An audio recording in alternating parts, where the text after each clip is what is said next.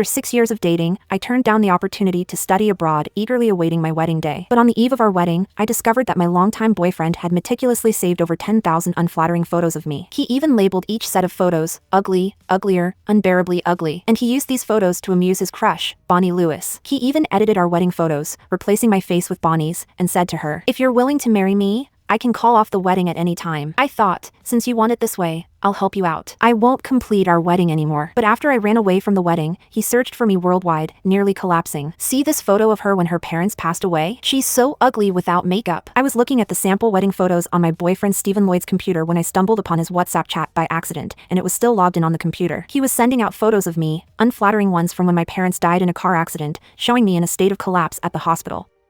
I was in there with disheveled hair, tears streaming down my face, and my veins bulging as I held onto their bodies in despair. There were even pictures of me kneeling on the ground, bowing in front of their caskets, saying my final goodbyes. She looks so ugly without makeup. This one is even uglier. She looks so scary. Do you think it's bad that we're laughing at her? I feel so awful. She sent this with a pitiful emoji, using her own selfie as the emoji. It didn't take long for me to realize that the chat contact pinned at the top of his list wasn't the client he had told me about. It was his childhood crush, Lewis. I remember when we first got together, he deleted Bonnie from his contacts right in front of me. But now, I scrolled up through the chat history, and it was even longer than the one we had. Stephen, who never responded quickly to messages, always replied to Bonnie instantly. In no time, he replied, "She's ugly to begin with. It's only right to make fun of her. If you want to see, I have over 10,000 more photos of her on my computer, all kinds of unflattering photos of her.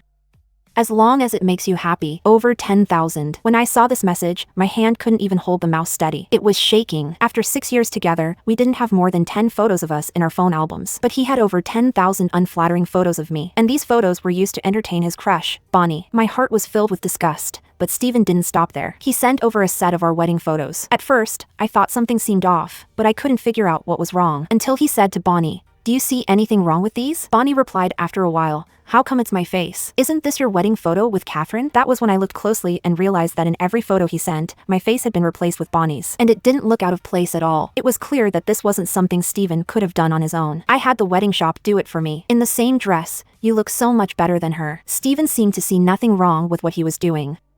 He even sat there, legs crossed, waiting for her reply with a sense of pride. I thought, no wonder the photo studio charged me extra for editing. I thought it was due to the complexity of the process. Turns out, Stephen had added another set. Looking at my own wedding photos, the ones I had carefully chosen after 2 full days of shooting, only to have my face swapped with Bonnie's, I felt a deep sense of revulsion. No wonder he was so particular about the selection. It was for this. At that moment, I checked my email and accepted the foreign job transfer I had previously turned down because of the wedding. Thankfully, my boss was still expecting me, and he immediately agreed when I changed my mind. Then, I booked a flight for the day of the wedding and contacted the wedding planner to discuss some matters. Just then, Bonnie's message came through again. "But the one marrying you is still her. That's something I can never compete with." Stephen's eyes visibly reddened when he read that sentence, completely ignoring the fact that I was right there. He quickly replied, "But if you're willing, I can call off the wedding at any time." The moment I saw that message on the screen, it shattered everything we'd built over the past 6 years into nothing. If she agreed, the wedding I'd waited 6 years for would be hers in an instant. I thought, "Stephen, how could you even say something like that, using my breakdown after my parents' car accident to comfort your dream girl? How could you?" My hands were trembling as I closed the chat window and walked past Stephen without answering his question. Instead, I locked eyes with him and said coldly, "Stephen, you forgot to log out of WhatsApp on your computer." For a split second, he was panicked. But he quickly regained his composure. "You saw everything?" There was no trace of guilt in his eyes. There was a kind of indifference, as if to say, "You saw it. So what?" He even gave me a disdainful look before saying, "You're not going to tell me you're angry, are you?" Seeing my cold expression, he let out a mocking laugh. "I knew you were petty. Bonnie has severe depression. Don't you know that? Using your unflattering photos to cheer her up is practically a good deed. What are you even angry about?" I thought, was this about depression, or was it about Bonnie being the one with depression? Funny how Stephen never used his own embarrassing photos to help anyone else with depression. It was just an excuse. Yet he seemed to believe it himself. He grabbed me and dragged me to the computer, pointing at the wedding photos that had been edited to feature Bonnie's face. "Doesn't she look better than you? You know Bonnie was the campus queen in college. And you? Just an ordinary girl. I hate women like you who are so competitive. Bonnie even worried you'd get upset if you found out. Honestly, people like you are exhausting." At that moment, I suddenly saw Stephen for who he really was. Gone was the aloof and superior facade from our college days. This was the real him. He was greedy, selfish, and good at making excuses. All those sweet nothings he said when he pursued me were just his way of covering up his true self.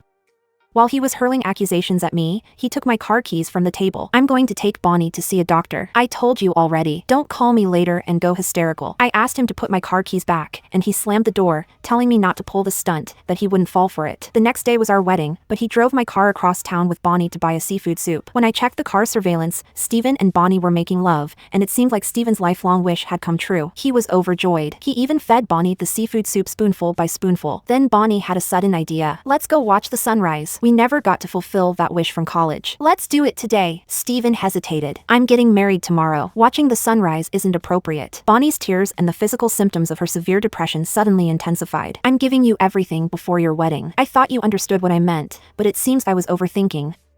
When he saw Bonnie trembling as she spoke, Steven's heart ached. He turned and sent me a message saying the wedding procession would be late in the morning, and then he turned off his phone. Looking at that message, I felt like the 6 years of obsession were gone, and all I felt was ridiculousness. He would even delay the wedding procession to watch the sunrise with her. At this point, what was the point of even going through with the wedding? I thought. Steven, do you really think I, Catherine Taylor, am meant to be with you? I made a copy of all the in-car surveillance footage I'd seen and sent it to the wedding planner. I also replaced the wedding photos with behind-the-scenes footage for tomorrow's shoot. Then, I notified my relatives and friends that the wedding was canceled. Since my parents passed away, I wasn't particularly close with any of these relatives. They were happy to hear they didn't need to bring gifts and quickly agreed. However, I didn't notify Steven's family. I even sent a wedding invitation to Bonnie's mother. Originally, Steven had planned to send it to her family, but his mother didn't approve. So, he only sent it to Bonnie. I found that e-invite while browsing through their chat history yesterday. After canceling my wedding dress order, I lay on the couch. The moment I opened my phone, I saw an alert from the car surveillance footage.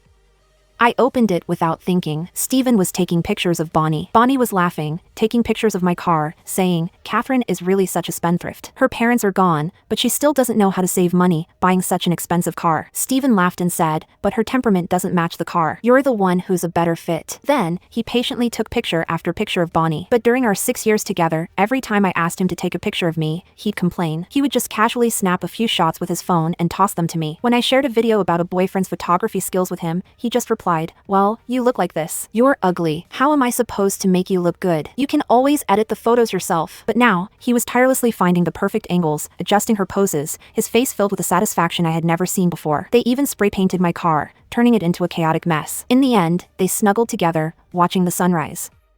The next morning, the wedding planner received my notice and promptly replaced all the wedding photos with the ones I sent. Steven called me, but I didn't pick up. Instead, I sent a text. Just go straight to the banquet hall. No need to pick me up. Good girl. By the way, Bonnie's coming too, so just let her be your bridesmaid. She can handle her own dress. Do whatever you want. By the time I sent that message, I was already sitting at the airport, waiting to board with the notification from the company in hand. When Steven and Bonnie arrived at the wedding venue, the wedding planner followed my instructions and started filming everything in real time. Bonnie, dressed in white, even wore a veil and linked arms with Steven as they entered, as if she were the bride. The moment Steven stepped in and looked around, he completely lost it. What is this? Who arranged for all my unflattering photos to be posted everywhere? Was it Catherine? He pointed angrily at the wedding planner, storming backstage to find me. Where's Catherine? The wedding planner quickly responded, Ms. Taylor said she's not attending the wedding and has already been on a flight. What do you mean she's not attending? She's the bride. If she doesn't show up, then who will? Watching Steven lose it was so amusing. I didn't feel bored during my wait at the airport. And who told you to put up all my unflattering photos? You covered the whole hall with them. Take them down. Now, Bonnie quickly chimed in. So, you mean Catherine ran away on her wedding day? How could she do this? What about the guests who came? She's being too unreasonable. At that moment, the wedding planner relayed my message. Ms. Lewis, aren't you wearing a wedding dress? Why don't you help with the ceremony to entertain the guests? Bonnie looked at Steven shyly, as if embarrassed, but kept murmuring about how it wasn't right. However, it was clear she was willing. Seeing this, Steven quickly said, Catherine can come or not. Who cares about her? Bonnie, will you help me out? As I expected, Bonnie refused a few times before reluctantly agreeing and walking through the ceremony with Steven. The show was just getting started when they walked hand in hand toward the stage. Just as Steven took out the custom-made wedding ring I had chosen and lovingly put it on Bonnie's finger, the doors to the banquet hall suddenly burst open. A group of police officers rushed in. Mr. Lloyd, Ms. Lewis, you have been reported for malicious criminal behavior. Please come with us for investigation. Search 76438 on Kiss app to read more.